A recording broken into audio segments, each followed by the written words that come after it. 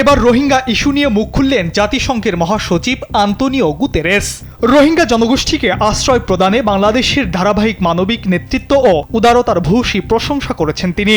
এমনকি বাংলাদেশের প্রতি জাতিসংঘের অবিচল সমর্থন ও সংহতি পুনর্ব্যক্ত করেছেন আন্তোনিও গুতেরেস। গেল বৃহস্পতিবার নিউ ইয়র্কে জাতিসংঘের সদর দপ্তরে বাংলাদেশ সরকারের পররাষ্ট্রমন্ত্রী ডক্টর খলিলুর রহমানের সঙ্গে অনুষ্ঠিত এক বৈঠকে তিনি এ আশ্বাস প্রদান করেন।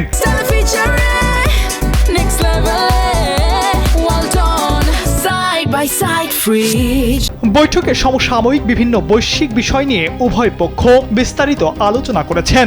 বাংলাদেশ সরকারের পররাষ্ট্রমন্ত্রী চলমান বৈশ্বিক তেল সংকটের প্রেক্ষিতে উন্নয়নশীল ও ঝুঁকিপূর্ণ দেশগুলোর সম্মুখীন চ্যালেঞ্জগুলো এবং দরিদ্র দেশগুলোর ওপর এর অসম ও বৈষম্যমূলক প্রভাব বিষয়ে আলোকপাত করেছেন।